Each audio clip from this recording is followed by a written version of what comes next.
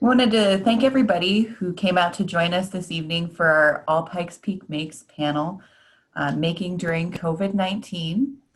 And this is presented in partnership with PPLD and Cool Science as a part of our All Pikes Peak Makes and the Cool Science Festival.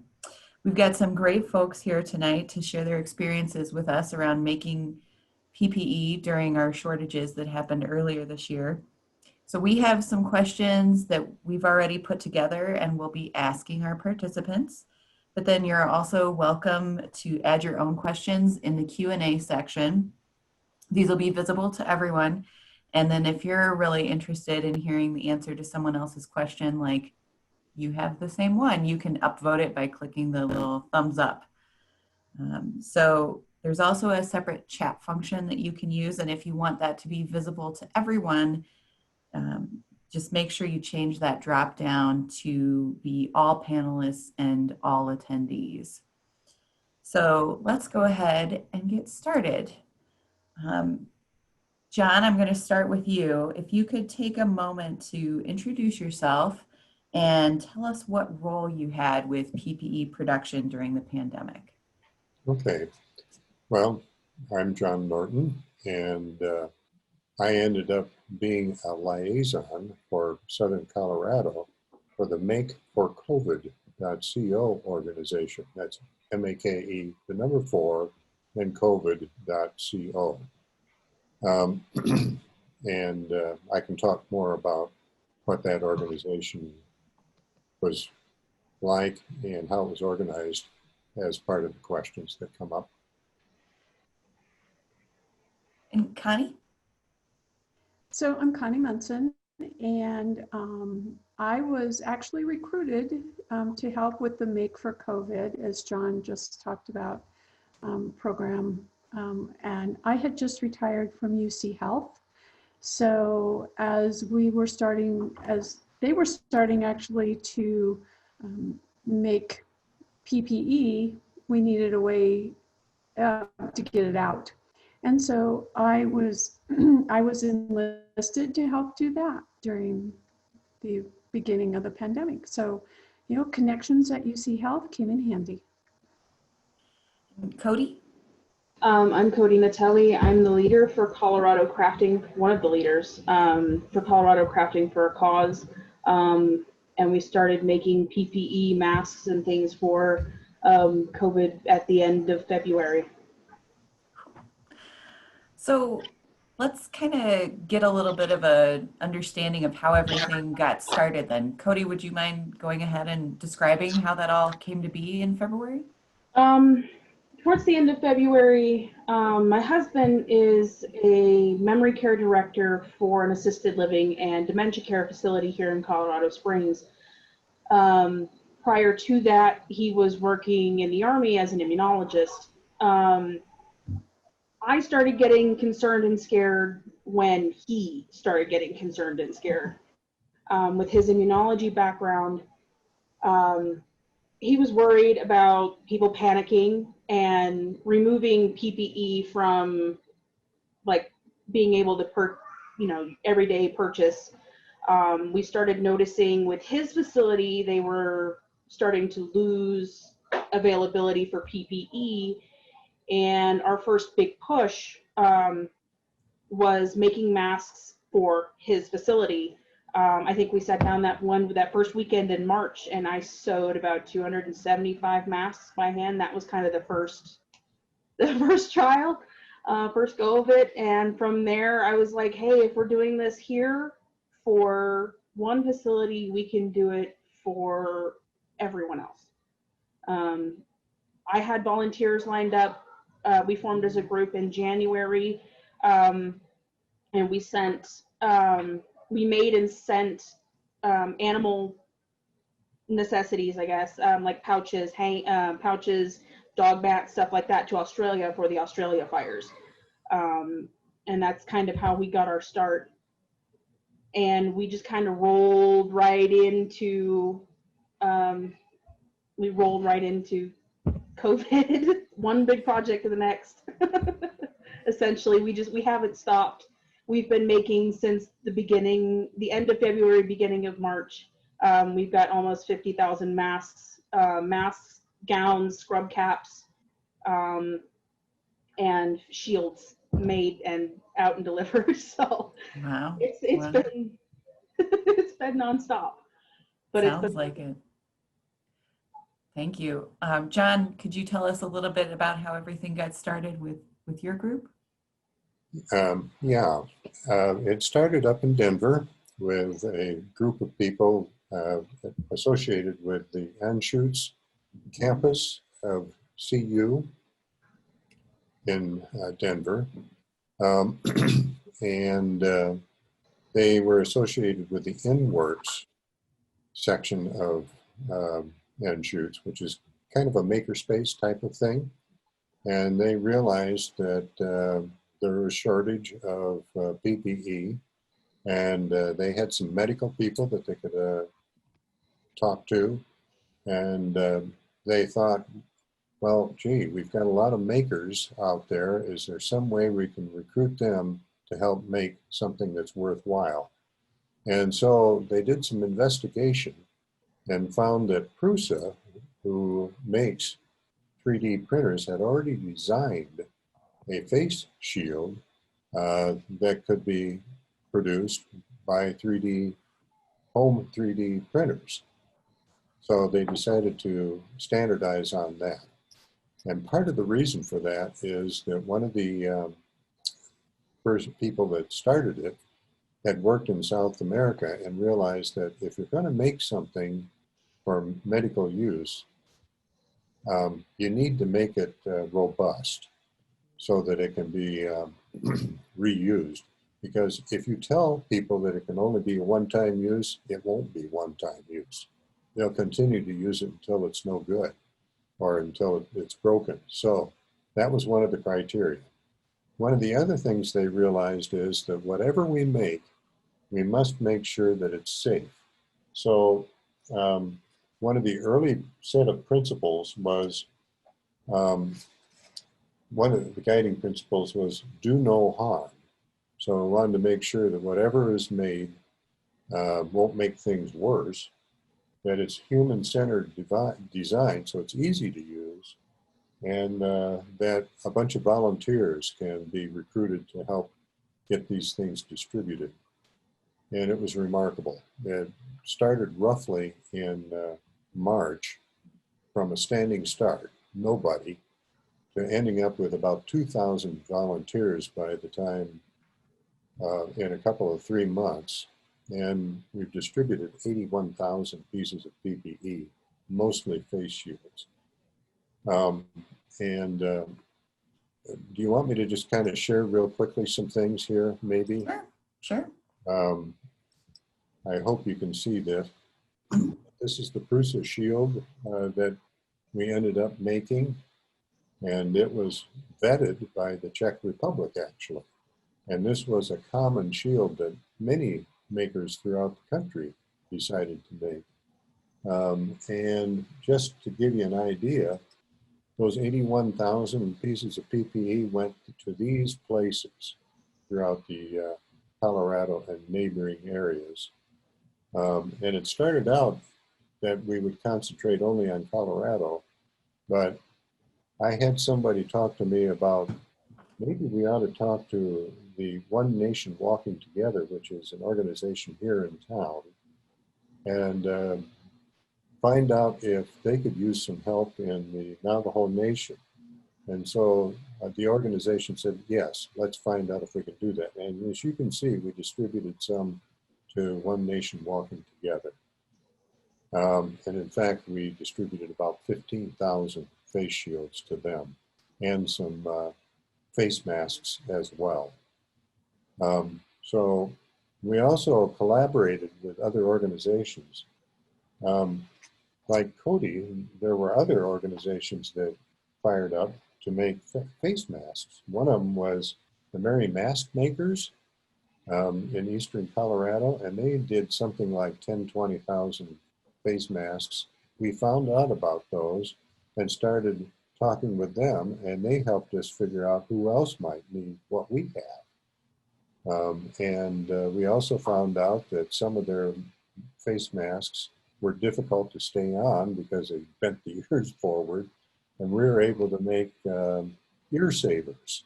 And so we were delivering those to them so that they could deliver the face masks with ear savers.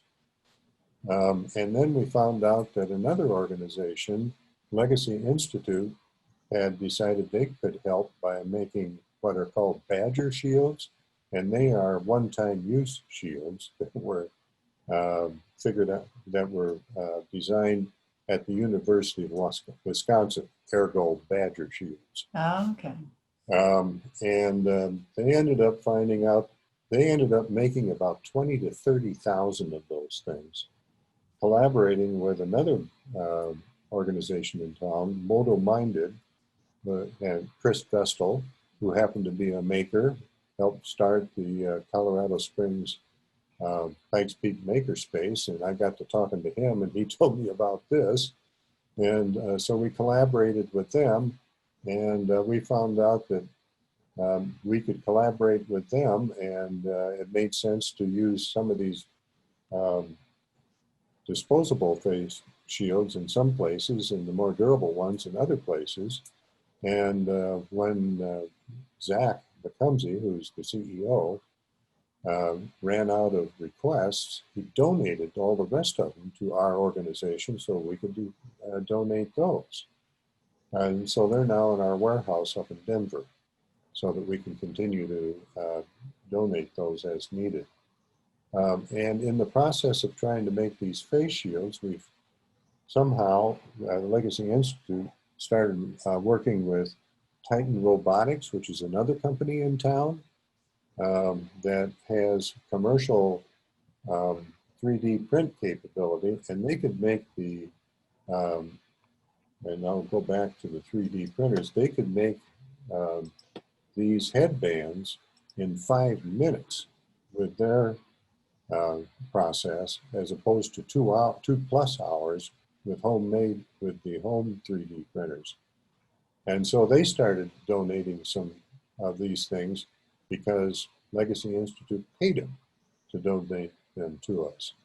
So that's kind of how we were able to provide plenty of face shields and ear savers, and in the process collaborate with people that were making face masks as well.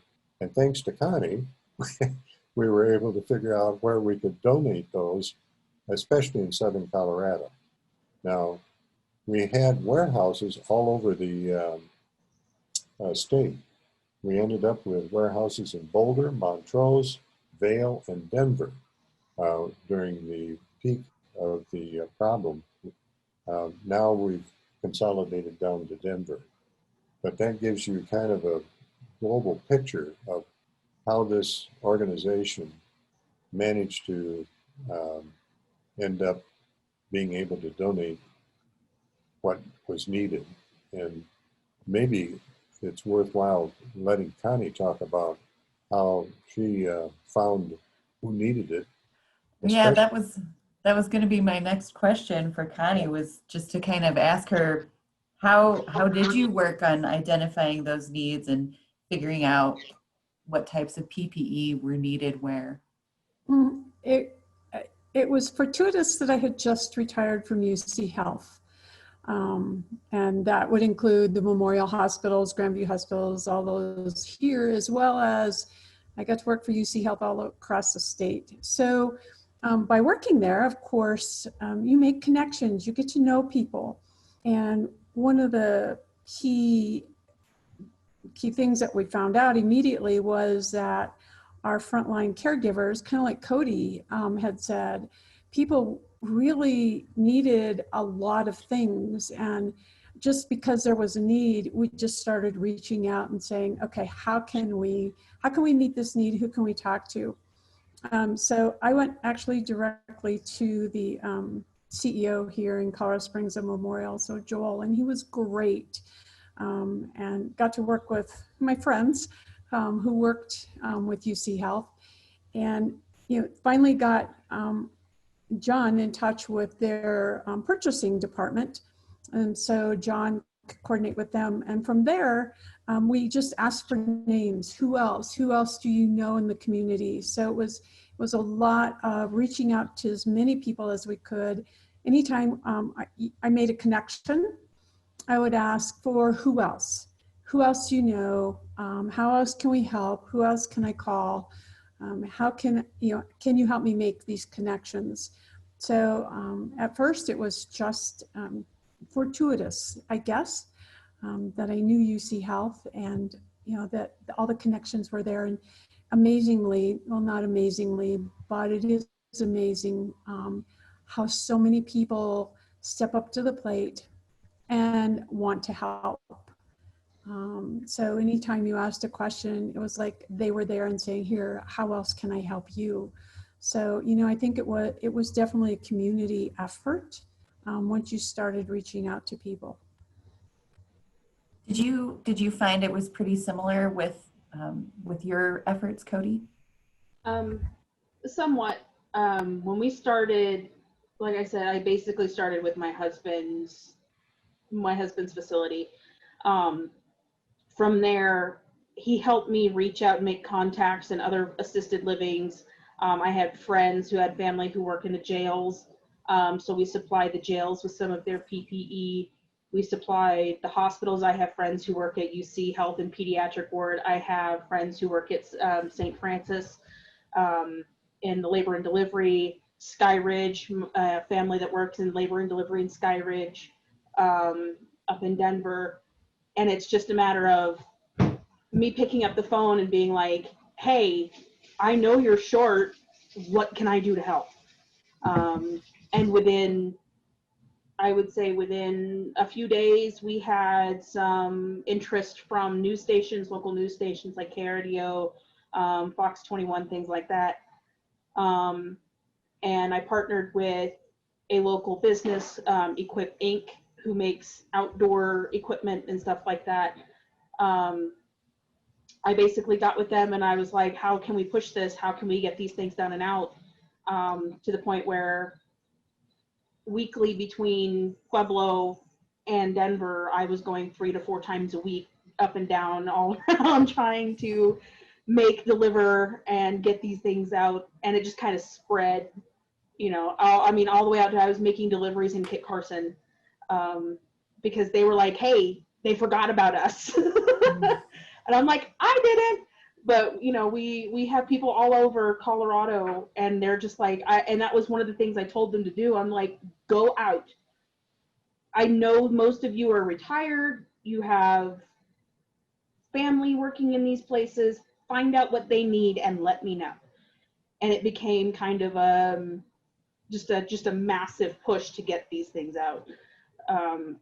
We had from Durango to Fort Morgan, Fort Collins, Aspen, Vale, like I said, Kit Carson, all the way out to Colorado, things like that. I think I delivered almost 1,500 masks to Colorado one weekend. And it's just getting into, a lot of our groups are centered here in either Colorado Springs or Denver. And then we have smaller, but still larger groups like Grand Junction or Durango. But a lot of it is, our group was focusing more on smaller places like Kit Carson, Colorado, places that were seeing a lot of interstate traffic, but not a lot of focus as far as how are your COVID numbers, do you need help, things like that. It was basically kind of I would see a big spot and then I'd look around it to see who was being ignored. And a lot of it was a lot of cold calling. There was a lot of cold calling. Just, hey, I'm this, I'm trying to help. Do you need anything? And they're like, there were several times where I would have them crying on the phone because they were like, we had no idea. We thought we were going to be screwed. And I'm like, no, we're here. And then, I would send them to groups like John's to get, here's your, you can get face shields from them, because at the time we weren't 3D printing, but we are now. But it was, we don't have that capability. Here's this resource, and things like that. and it just kind of word of mouth spread and kind of freaked people out a little bit because I was meeting out of a funeral home. I'm like, hey, it is what it is. We got to do what we got to do. So, I mean, it's a lot of community outreach at that point, and still is a lot of community outreach. So we've gotten a question or two from some of our attendees. So with all of this creation, you've got to have a place to hold on to it for a while, right?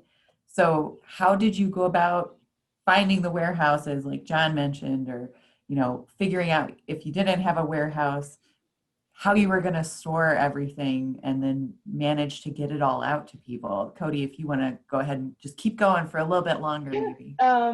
I actually had a storage unit. I had rented a storage unit for our Australia push because at the time, I would say probably about until April, I was still receiving items for Australia, shipment to Australia.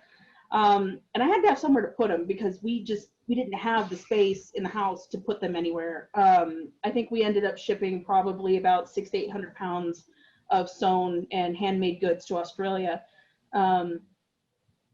But a lot of that was, I had that for Australia. I might as well use it for this. And I've got, you know, boxes in my living room still full of masks and gowns and PPE and things that I'm like looking for a home.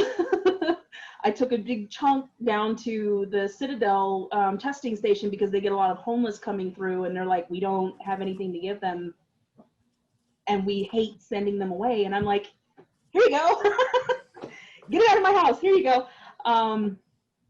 And as far as finding places to store and finding supplies, a lot of the supplies that we have, we either purchased ourselves or we already had stashes. I mean, 90% of my volunteers are already lifelong quilters, lifelong crocheters, lifelong knitters, lifelong, I call them stitch witches. These ladies and gentlemen do mind-blowing work.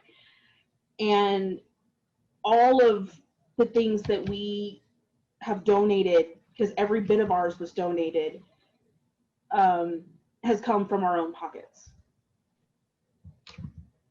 And John, do you want to tell us a little bit about how you all found your warehouses and solved your storage issues? Yeah, as best I can.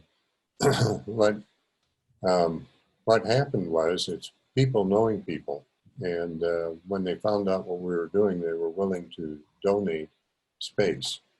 In the case of Colorado Springs, one of our members was an Air Force guy, and he knew somebody who owned a hangar out at the airport, and they were willing to donate the back part of the hangar. So we set up some tables, and that became our warehouse. There was also a place where we could load up an airplane if we needed to and fly it out to somewhere. Now, we ended up not doing that, although we did get material into an airplane, to our warehouse.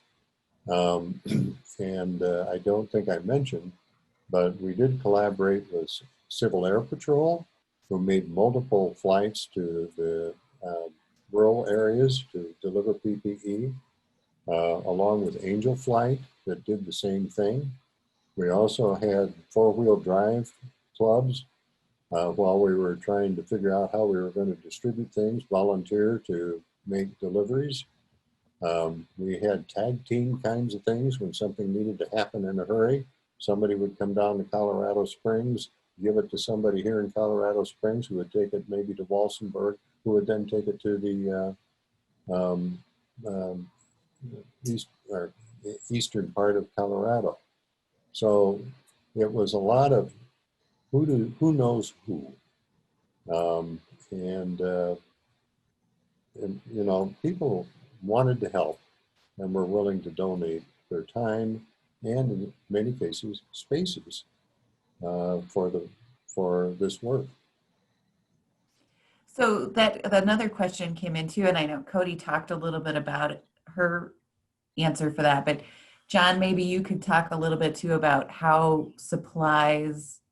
we found some supplies for these efforts. Well, the other thing that Make for COVID was able to do was to get some high dollar donors.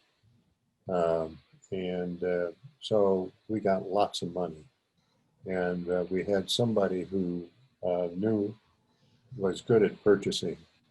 So he had connections and could buy the plastic that we needed, and also found somebody who could cut the material for the face shields. And so um, those supplies would come into a central point, and then we would distribute those out to the people that were doing the making, who would then bring back the headbands to the warehouses, where we would make them up with the face shields, box them up, and then ship them out to the places that were needed. And in some cases, or most of the time, we could do it with the Civil Air Patrol. Lately, we've been actually shipping things because the need has dwindled because the supply chain is caught up.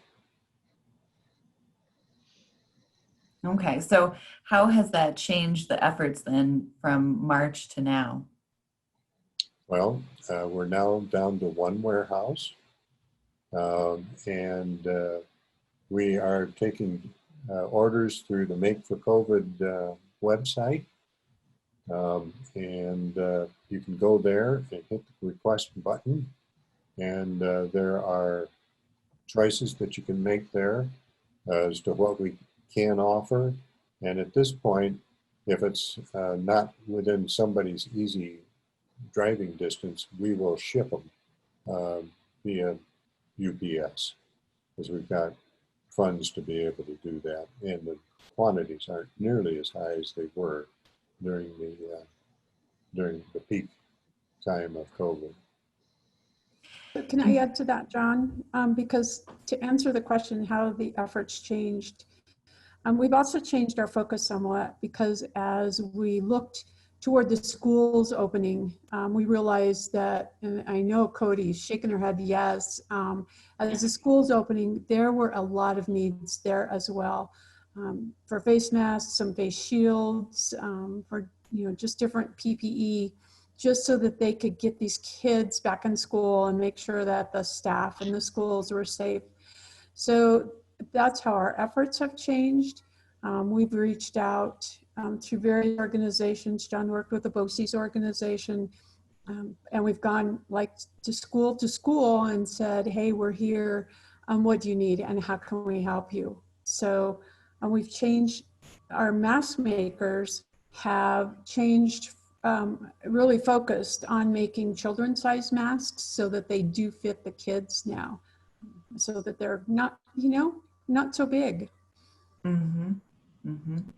I'm trying to here. We've sent out emails to all of the districts that we could find, and to BOCES. And here's the Facebook notice along with the flyer that we've created to try to let people know that we've got stuff available. And it will take you to this website right here. Connie, please chime in here if I've forgotten something.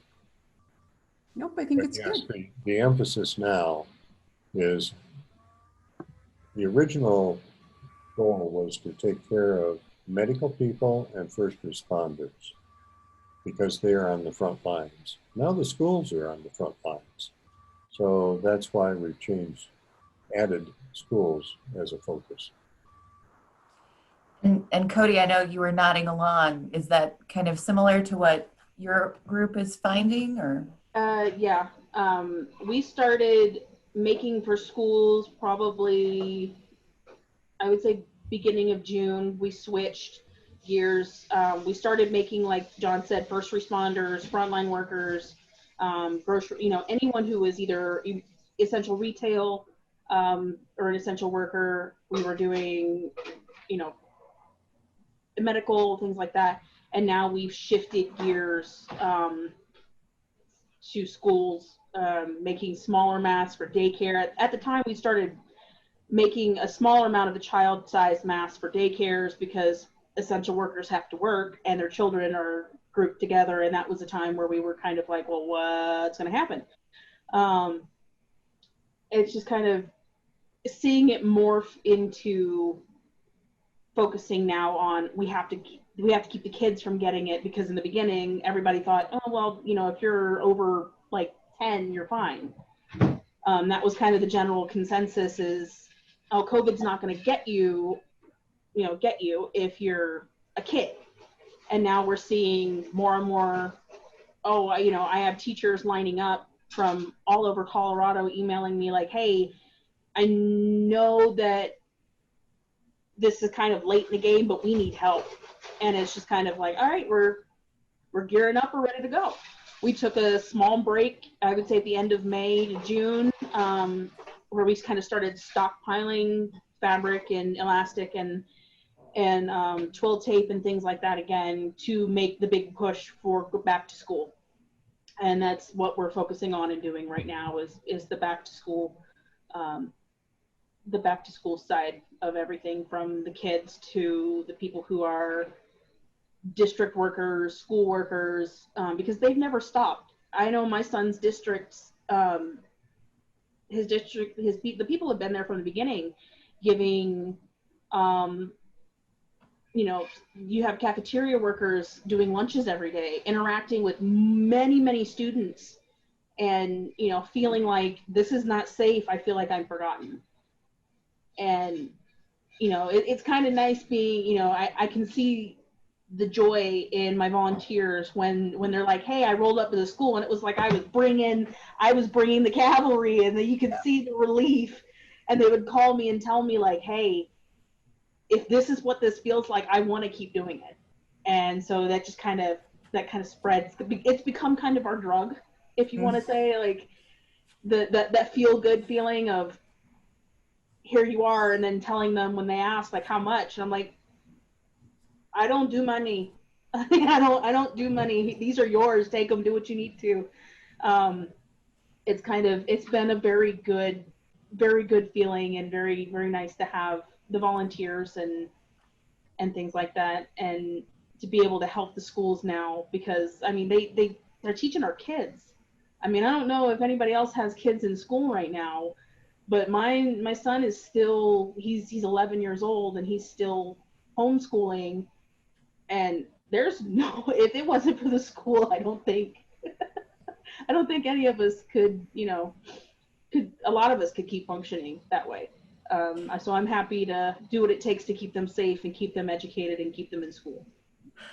Well, and I know the people that I know who are parents, there's been a lot of conversations that I've had with them just about how hard it can be to find a mask that their child is comfortable in, and having that ability to try a few different kinds has really been something that I know some of my friends have been very, very appreciative of, which then kind of leads me into this question that I'm curious about of the different designs that your organizations decided to go with, and how did you wind up with that? I know, John, you talked a little bit about the Prusa Shield, but I know there's some other things you might be able to talk about with the involvement with the InWorks and things. But Cody, if you could start us off and maybe tell us a little bit about how you guys landed on whatever design you guys chose. Well, as far as design-wise, there were 4 major designs that we were looking at and have used consistently. We have the what we call the curved or the fitted masks, which are these. Okay. They curve, they fit your face, and they have the ties. This would be a child size. And then we have the curve with the elastic. And these are more for, I would say, like first responders who don't want to constantly be adjusting to the face, much like these, because you have to, you know, adjust them down to fit your face, and you kind of have to pull them to get them flat or whatever to fit in the pocket. These you just kind of pull on and go. There's no metal required in the nose bridge. A lot of the reason I prefer personally this kind, just because it seems to cover a larger face area. It's a little more comfortable to wear because I can stretch it a little farther. This one, however, it seems to be the more popular one, and I think that's a lot of that is because you see it looks cool. It looks like something from a video game. It looks like something, you know, I mean, it looks cool. I mean, it's not, you have less to worry about, but the more requested pattern that we've seen is this, because this is the more traditional for the medical or first responder setting. And what we did was we would give them the option of having the nose wire, because a lot of places did not want to fiddle with it. They're like, we don't do that. Like when we did the mask for the jails, they couldn't have it. So that's when things like this come in handy, because you don't need the metal on the nose bridge to keep it up and keep it in place. As far as kid sizes and kids patterns, this seems to be the easiest for them to wear and fits the wider range of ages. Just because it's not, I mean, this size mask will fit my 11-year-old and fits my 3-year-old as well. All it takes is a little bit of tapering back here, you know, either with a carabiner or with the ear savers or something of that nature. But it's kind of a lot of this is a one size fits all. And the way we did that was I had everybody do like a 1/4 inch seam. I don't know if you can see it on the back, a 1/4 inch seam. So that way, if I needed to, all I had to do was cut a piece of wire, use my awl, and shove a piece of wire across the thing, and you're good to go. It was just, this is more versatile. This just looks cooler, and this is a little more comfortable for many people who are not familiar with this style to wear. I always feel like I look like a character from Mortal Kombat when I'm wearing mine, so I can appreciate what you were saying, yes. And John or Connie, do you guys have anything that you would want to add about the different designs that Make for COVID worked on? Well, we were a little later to doing the sewing. We were,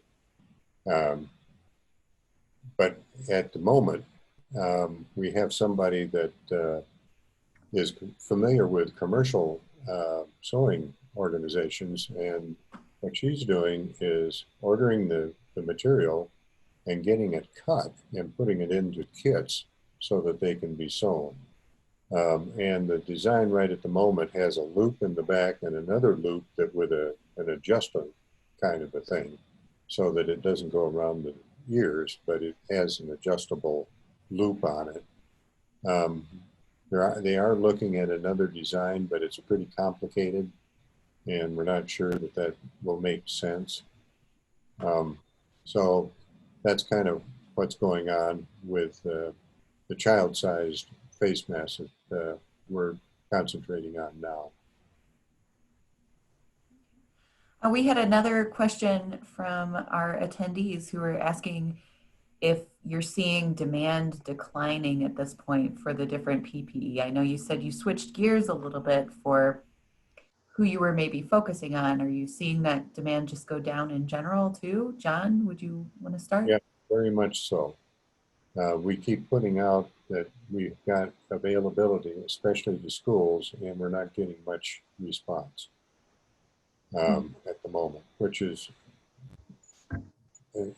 I'm not sure how to take it. Maybe we haven't gotten to the right people, but maybe it's because they're reasonably well supplied. But the other reason could be that schools are still just barely getting going with in-class kinds of things. I will mention that we've also started, because we've got a maker community that not only does 3D stuff, but there are electronics people and other kinds of people. We're looking at trying to see if there's something we can do around aerosols and ventilation. Because if you're going to be inside of a school, especially when it gets cold, it's extremely important that there be a reasonable amount of air exchange. Turns out that CO2 is a good proxy for figuring out if you're getting the right kind of air exchange. So we're exploring the idea of maybe helping provide something like this, which is a CO2 monitor. And so we're talking with different school districts to see if that's something that they might want so that they can put them in classrooms and feel like they're getting the right kind of air exchange that they should. Library might be interested as well. Maybe.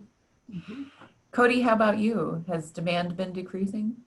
Demand has been decreasing. I would say I noticed a sharp drop in how many requests, because we went from probably, I would say, 800 to 900 requests a day, and now we're probably right around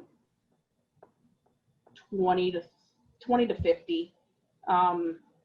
Just because at that point in the game, when I started noticing a drop off in requests, that was kind of when you had these larger manufacturers start pumping the stretchy polyester masks. I mean, you can see them in Target and in Walmart and things like that, in these large giant bins.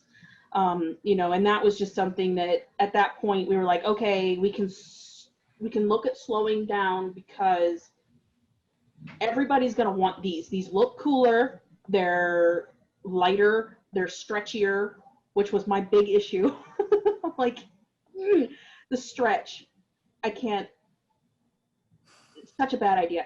But the stretch, and you would see these larger manufacturers such as, you would see like the stretchy cotton masks, the jersey masks, those started flooding shelves, and everybody's like, oh, I don't have to spend, $15, $20 buying one mask from this one person on Facebook, Instagram, wherever. I can go to Walmart or Target or King Soopers or wherever and buy a mask that I like for, $4 or $5. That's the more common thing I see now, is everybody's wearing the polyester stretchy masks or the jersey masks. And I'm like, I'm not seeing as much of a request for the cotton that we have. And that's just that was my big kind of, okay, we can slow down. At least they have I don't care what they're wearing, they have their face covered. That's all that matters.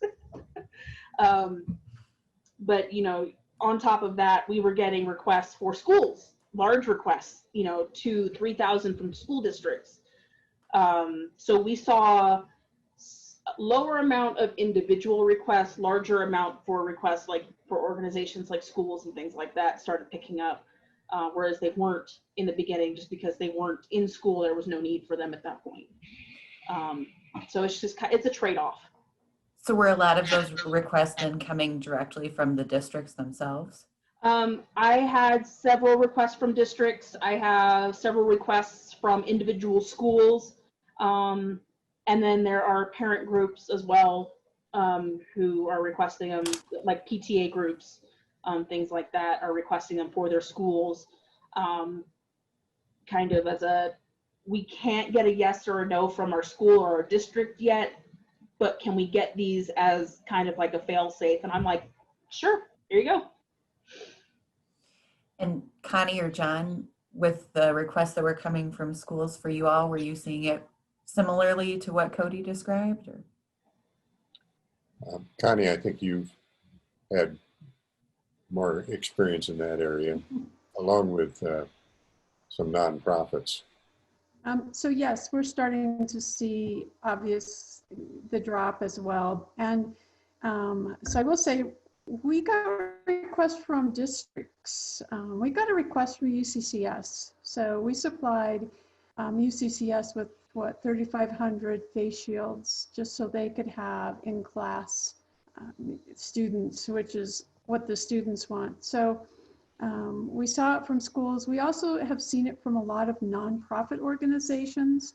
So, excuse me. So as the immigrant population started moving to Colorado, especially around the southern Colorado area, both Alamosa area and then out east, there was a huge need for PPE with them. And so we were able to, let know and get, fill their requests. So I think we were seeing it from not just school districts themselves, but the schools got the word out to other organizations. And so we were able to help fill those. So with your groups, did you find that most of the volunteers were already experienced and ready to get going with making, or did you have to do some training and some equipment providing? John, could you start us The off? answer is yes. Yes to But, all? yeah, yes to everything above that. Most of them probably had a 3D printer that were making the headbands, for example. But they might be struggling a little bit with the quality of the print that they were getting. So we had people who could advise them on how to make the settings so that the quality of the print would be better. But we also, because we ended up being able to have so many things built and we could distribute it to so many places, that we had volunteers that were doing logistics of all kinds. They were drivers. They were people that were picking up stuff and delivering it to somewhere else. We had lawyers who were looking to make sure that we aren't going to get in trouble with issues around what we were making. We had people that the medical community saying, yeah, these look like they are the right thing to do. So we had all kinds of people with all kinds of skills to help us do what we think was right so that we do no harm and get the right things to the right people. Cody, how about you? I would say a very good portion of my volunteers had their own materials. I mean, I would say the average age of my volunteers is anywhere from 35 to 45. And then we have many, I think my longest tenured sewist, she's been sewing for almost 70 years. So she knows if there's a sewing question that I didn't know or couldn't answer, I went to her. She was a great fount of information for us. And we set up I set up a sewing machine exchange, so that if someone wanted to sew but didn't have a machine, we could link them with someone who would let them borrow or let them have a machine. We also partnered with Joann's, who donated all of their fabric, all of their their classroom sewing machines and things like that, to our Fort Collins site. We set up a safe sew site up there, and we were able to push anywhere between 500 and 800 masks a day out of that site in Fort Collins for northern Colorado and the outlying areas. But having the backup of the Joann's and having set up that exchange system, it helped quite a bit. As far as training, I only had to teach a few people what to do. I posted videos. One of my captains made YouTube videos that we shared in the group that are public, available for everyone. We documented every single step from beginning to end. That way, if you had a question, we had a way to reference it, or if it wasn't something that I could answer, we had someone who could find the answer for whoever it was. As we were mostly dedicated to sewing up until recently, it's been refreshing to see so many new faces and young people come in and want to learn how to do this. We had plumbers in Denver who were like, we're out of work, can we make jigs for you? And I'm like, go for it, dude. I had plumbers welding jigs to cut masks and to cut fabric and filters and you name it. if there was a niche, I found someone to fill it. I want to just back up what Cody said. That it's wonderful to hear, Cody, what you're saying, because we experienced similar kinds of things. I do want to say that one of the other things that this organization was very careful about, and it has to do with do no harm, we set up standard operating procedures for almost every step along the way. So that when somebody wanted to make something, they got this packet of standard operating procedures so that they would know what to do, so that they were sanitizing themselves and making sure that whatever they were passing off was safe. And so all along the way, we were making sure that we weren't passing along the virus as well as the PPE. So that was an extremely important part that we did early on. Well, we're getting so close to the end of our time, so I have one last question I would like to ask you all. And Connie, I'm going to start with you, if I may. So if you had to do it all over again, would you do anything differently? Of course, we would do things differently. Hindsight is 20/20, right? I think it is still amazing how everybody, and listening with Cody too, it's like everybody came together to help. I think we could have used a lot of help is getting the word out that our organizations were out there. Now, I know we were all busy. We all had plenty to do, but people really didn't know exactly where to turn. Like Cody said, we did a lot of cold calling. We made a lot of calls to make sure there was information. I would have liked to have seen maybe the governor, since he did updates on a daily basis, have mentioned that there are these organizations out there, and maybe kept something on a website somewhere where people could contact us, and knowing that we were reliable.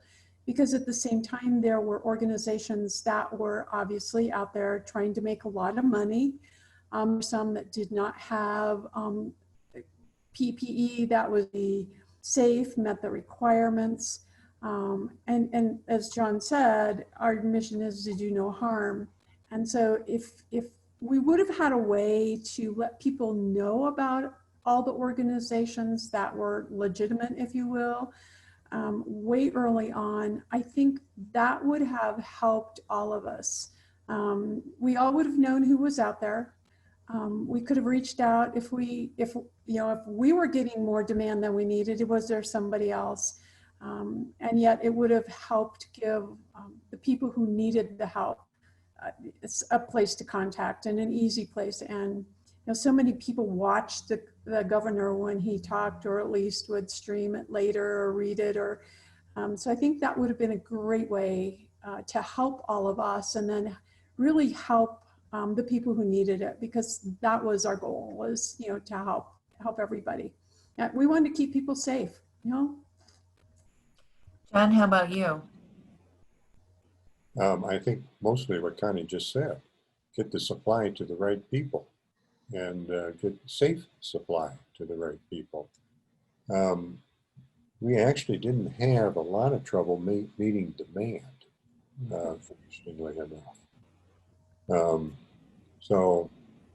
I guess I would say what Connie just said, or say amen to what Connie just said. Something that, because our organization is so big, and because we have some academics that like to do things like this, we actually are going to try to publish a playbook. It's not ready to go yet, but it's big. It's 60 pages. So we think that's one way we could contribute when something like this happens in the future. There are many lessons learned in here, and we'll make that available when it's in better shape. How about you, Cody? It's really hard to say, but if there was something that I had to change, it would have been the involvement with the governor and with the local you know, the mayors. I got the mayor of Fountain, who has been a great help with us. The city of Fort Collins has been amazing. I mean, that was our first Safe So site. And like I said, with that one, I was a thorn in so many people's sides trying to get these set up all over Colorado. Because I'm like, we can make a difference. We know how to do this. And then I giggled because about a month ago, the regional director or regional assistant for the director of Colorado Springs reached out to me and was like, hey, if I'd known you were doing this, we would have, you know, we have a warehouse full of this stuff. And I'm like, I've only been knocking on your door for, you know, six months now. But I have nothing to change as far as the way we handled it, the research that we did, the people that we got involved with, having a previous distribution network set up from the Australia project to now, and now we're making for Uganda and for things like that. We sent we made our Safe So site. We set it up from top to bottom, like John said, documented. We have a playbook for that. It's the flow, how things are supposed to go, what goes where, what you need, where you can get supplies and volunteers, and basically an ABC guide to how to do this.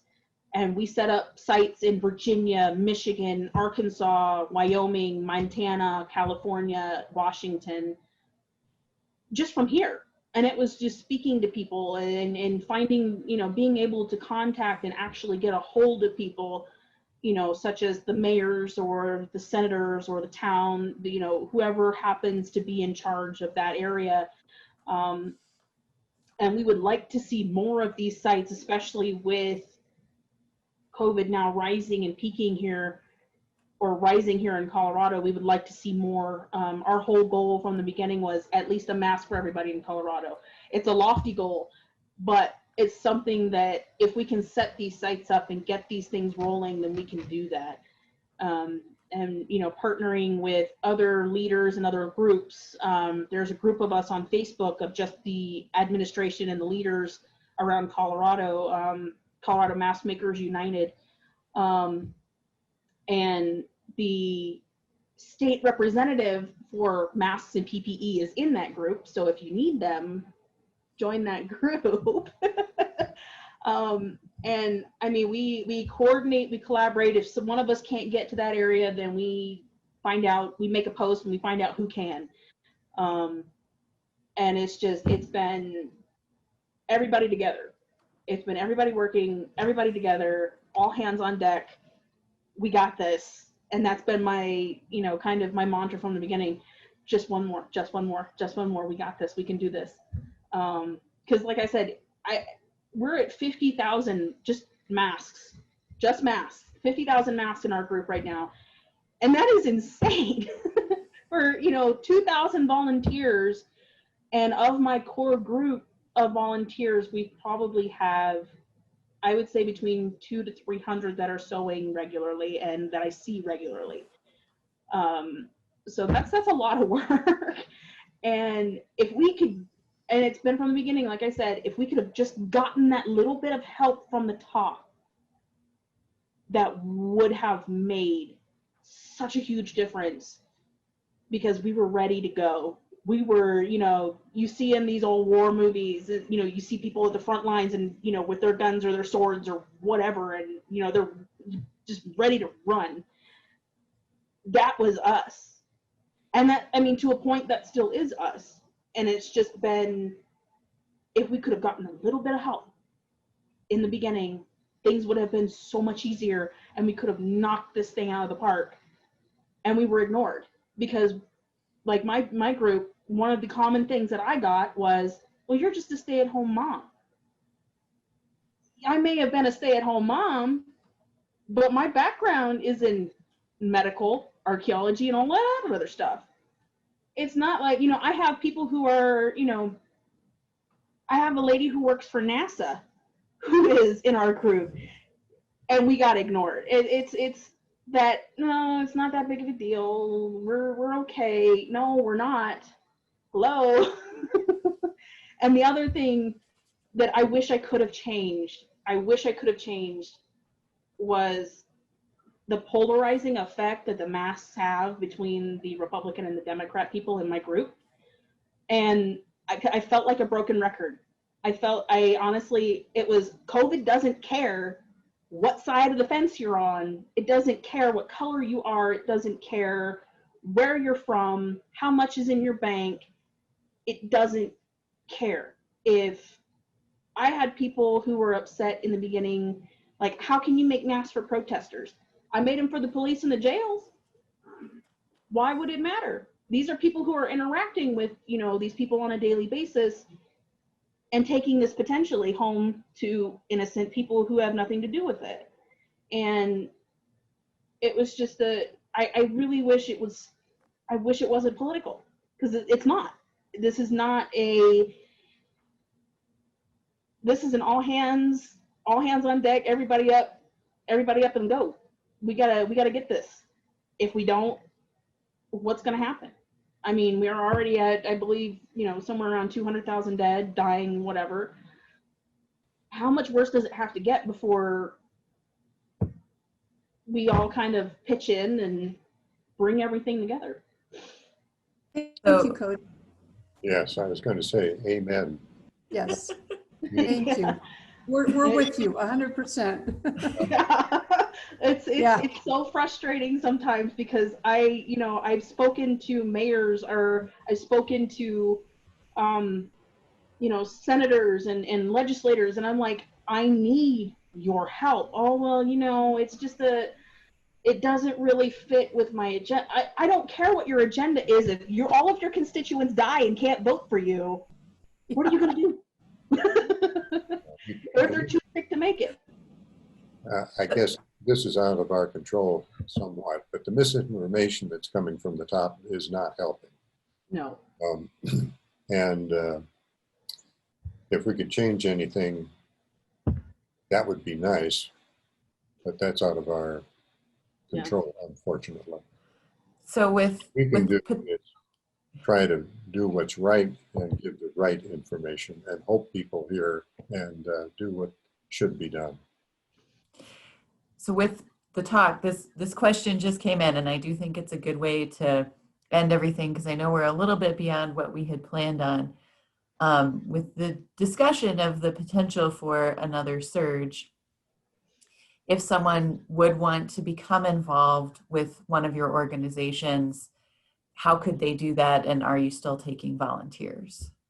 The answer is yes. Go to makeforcovid.co, MAKE, the number 4, covid.co, and you can sign up there. And we actually have our volunteers, we've got what we're calling a bat signal, so that we need to call everybody back. We'll send out a mass email so that we can fire up again. And Cody? Absolutely. If they are looking to help and want to help and get involved with this, the best way to do it would be to go to our Facebook page, which is Colorado Crafting for a Cause. That's our group. We don't just do masks for COVID. We do nonprofit things from anyone. Like I said, we're working with Uganda right now, making menstrual pads for girls and postmenopause or postpartum women, and we're doing that in conjunction with our masks and things like that for Colorado and wherever needs them. We do things locally, so even if masks aren't their thing, we need volunteers who can drive, volunteers who can cut, sew, who want to just put their I mean, if you have a rescue or a nonprofit or something like that, and you're like, hey, I need a little help, let us know. I mean, we've got people who have literally done everything. Like I said, one of my ladies is she's a NASA engineer. I'm sure between the 2,000 of us, we can come up with something. but yeah, it's been my push from the beginning. That was one of the things that I said, interviewed with the news. It was, I don't care what your skill level is, help us out. So, you know, if they have questions, then join Facebook. Join our group on Facebook, see what we do, and if you don't like it, there's no requirement to stay. That's wonderful. I really appreciate all of your time this evening. I think this has been incredibly inspirational just to hear about how so many people banded together to respond to a huge need, not even just in our community here locally, but statewide and in some cases nationally and internationally. So your efforts are just so appreciated, and sharing some information with all of us, we really appreciate it. Thank you so much. And thank you all for joining us, and we'll say good night. Thank you. Thank you. Bye. Bye. Keep making. That's right.